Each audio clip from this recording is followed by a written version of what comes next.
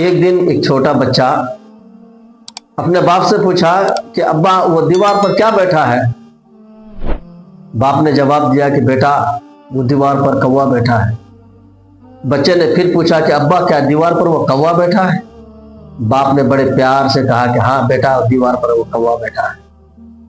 फिर पूछा कि अब्बा वो दीवार पर कौवा बैठा है। बाप ने बड़ी शफकत से जवाब दिया कि हाँ बेटा वो दीवार पर कौवा बैठा है।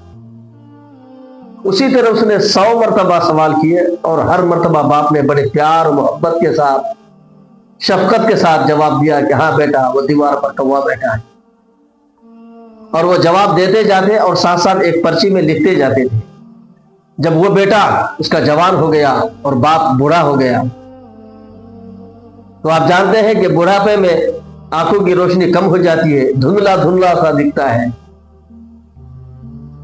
उसी तरह एक दिन बाप ने अपने बेटे से पूछा कि बेटा वो दीवार पर क्या बैठा है। बेटे ने जवाब दिया कि अब्बा वो दीवार पर कौवा बैठा है। फिर बाप ने पूछा कि बेटा क्या वो दीवार पर कौवा बैठा है। तो बेटे ने जवाब दिया कि हाँ अब्बा वो दीवार पर कौवा बैठा है। एक बार कह दिया तो कह दिया कि हाँ दीवार पर कौवा बैठा है। ये बार बार कौवे की तरह क्यों काय काय कर रहे हो। बाप ने अपने जेब से पर्ची निकाल कर बेटे के हाथ में दिया और कहा कि बेटा जरा इसको पढ़कर सुनाओ। बेटे ने देखा कि एक बहुत बड़ी लंबी पर्ची है, उसमें सिर्फ एक ही सवाल है और एक ही जवाब है। अब्बा वो क्या है, बेटा वो कौवा है। अब्बा वो क्या है, बेटा वो कौवा है। अब्बा वो क्या है, बेटा वो कौवा है। बेटे ने 2-4 बार पढ़ा और फिर गुस्से में बाप से बोला कि ये क्या है, क्या पर्ची है ये, बस एक ही सवाल है एक ही जवाब है, वो क्या है ये कौवा है, वो क्या है ये कौवा है। बाप ने बड़े शफकत से उस वक्त भी कहा कि बेटा सुन, जब तू छोटा बच्चा था ना और मैं जवान था, तो उस वक्त तूने मुझसे सवाल किया था, एक बार नहीं बल्कि 100 मरतबा सवाल किया था कि अब्बा वो क्या है। तो मैंने हर मरतबा बड़ी शफकत से ये जवाब दिया था कि बेटा वो कौवा है। लेकिन अफसोस आज तुम 2 ही बार में थक गए और मुझ पर गुस्सा करने लगे। माँ बाप का मर्तबा बहुत बड़ा है। अल्लाह तबारक तआला ने कुरान मजीद में इरशाद फरमाया, ला तकुल लहुमा उफ़्फ़िन वला तनहरहुमा। अपने माँ बाप में से किसी को भी उफ तक न कहो, वला तनहरहुमा, और उन्हें न झिड़को। आज हम बात बात पर अपने वालिदैन पर गुस्सा होते हैं। जब कोई काम बताता है तो हम कहते कि दूसरों को क्यों नहीं भेजते, कि हम ही रह गए हैं आपका काम करने के लिए।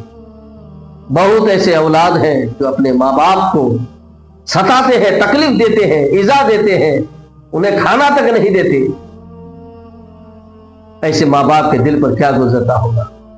ये बात याद रखो कि एक दिन वो वक्त जरूर आएगा कि जब हम भी किसी के माँ बाप होंगे, हमारे ऊपर भी बुढ़ापा आएगा, हमारी भी आंखों से रोशनी चली जाएगी, जब हमारे भी हाथ पांव कांपने लगेंगे, जब हमें भी चलने के लिए लाठी के सहारे की जरूरत होगी। लेकिन औलाद तो खुश नसीब है ना, जब औलाद चलने लगती है तो उसको लाठी की नहीं बल्कि बाप के हाथ की जरूरत होती है। लेकिन अफसोस सद अफसोस, जब बाप बूढ़ा हो जाता है, उस वक्त जब बाप को सहारे की जरूरत होती है, फिर कोई हाथ उसको सहारा देने के लिए आगे नहीं बढ़ता है। बाप को फिर मजबूरी में लाठी का सहारा लेना पड़ता है। बाप लाठी के सहारे चलने लगते। अपने माँ बाप की खिदमत करें, माँ बाप की कदर करें। ये अनमोल तोहफा है। पैसे से आप सारी दुनिया खरीद सकते हैं, मगर माँ बाप आप खरीद नहीं सकते। अल्लाह ताला हमें और आपको कहने और सुनने से ज्यादा अमल की तौफीक अता फरमाए और माँ बाप की खिदमत करने की तौफीक अता फरमाए।